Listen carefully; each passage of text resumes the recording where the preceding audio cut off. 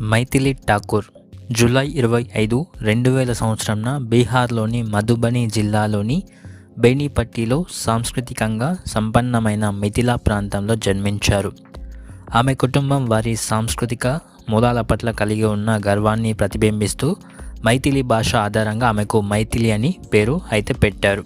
ఆమె తండ్రి పండిట్ రమేష్ ఠాకూర్ శిక్షణ పొందిన శాస్త్రీయ సంగీతకారుడు. అతను చాలా చిన్న వయసులోనే ఆమెకు సంగీతం నేర్పించడం ప్రారంభించారు. ఆమె 4 సంవత్సరాల వయసులోనే భారతీయ శాస్త్రీయ సంగీతం, భజనలు మరియు జానపద పాటలను నేర్చుకోవడం ప్రారంభించింది.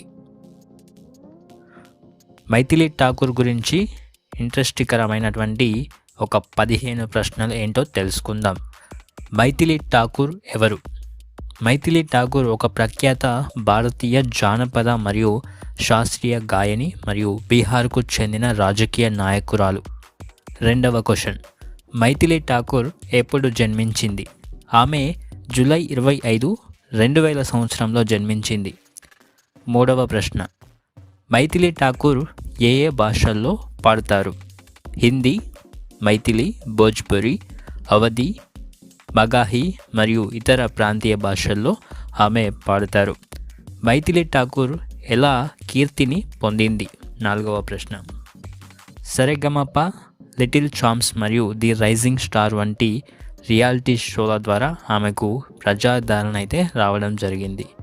ఐదవ ప్రశ్న, మైథిలి ఠాకూర్ ఇటీవలి కెరీర్ అప్డేట్ గురించి ఏమిటి అని చెప్పేసి అడిగారు.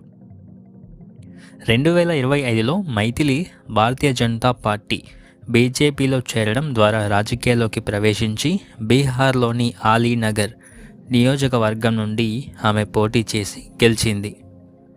ఆరవ ప్రశ్న, 2025 బీహార్ అసెంబ్లీ ఎన్నికల్లో మైథిలి ఠాకూర్ గెలిచారా? అవును, గెలిచారు. ఆమె అలీనగర్ సీట్ను గణనీయమైన మెజారిటీతో గెలుచుకుంది. బీహార్లో అతి చిన్న వయసురాలైనటువంటి ఎమ్మెల్యే కూడా మైథిలి ఠాకూర్. ఏడవ ప్రశ్న, మైథిలి ఠాకూర్ సంగీతానికి చేసినటువంటి కృషి ఏమిటి? ఆమె భారతదేశం అంతటా హృదయపూర్వకమైనటువంటి గానంతో సాంప్రదాయ జానపద సంగీతం మరియు భక్తి పాటలను ప్రాచుర్యంలోకి అయితే తీసుకురావడం జరిగింది. ఎనిమిదవ ప్రశ్న, మైథిలి ఠాకూర్కు ఏమైనా అవార్డులు వచ్చాయా? అవును, వచ్చాయి. ఆమెకు 2024లో కల్చరల్ అంబాసిడర్ ఆఫ్ ది ఇయర్గా నేషనల్ క్రియేటర్స్ అవార్డు అయితే రావడం జరిగింది. తొమ్మిదవ ప్రశ్న, మైథిలి ఠాకూర్ విద్యా నేపథ్యం ఏమిటి? ఆమె ఢిల్లీ విశ్వవిద్యాలయం నుండి పట్టభద్రురాలై